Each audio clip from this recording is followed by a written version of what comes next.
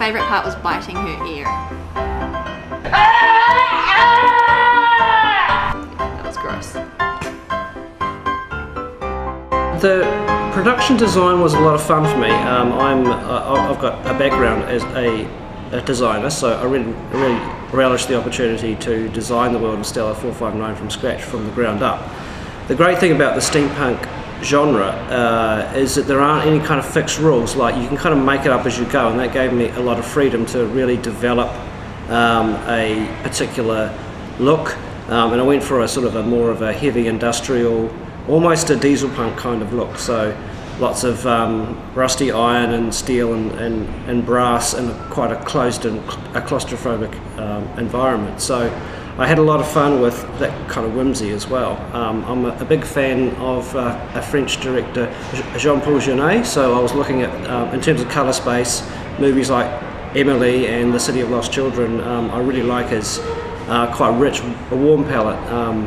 And the oranges and greens and browns sort of isn't something that you often see in science fiction, which often goes towards the cooler colours. So I wanted to have some fun with a warmer colour space, and set the rules of this a universe that I created myself, which was a lot of fun to do. This is a behind the scenes look at how poor people live.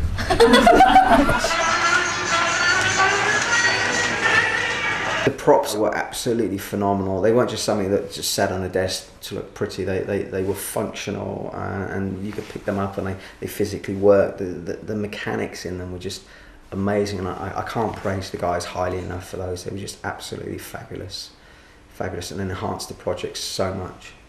This is a smartwatch, and on the when we start rolling, it's got the images, it's got the plans of the ship in there, it's got temperature controls, how I actually can hack into the system of the ship. So pretty clever technology, eh? Except I don't know how to turn it on. I need James. Help. My favourite thing was there's a leather corset, which was lots of fun to wear. But I think Casey's favourite part was the gun holsters. They was my grandmother's. Don't know if they're the right one. It must have been a real lady. She was a real lady, a woman of her time, before her time. Jonathan Rayner Bird. Jonathan. Yeah, very good director.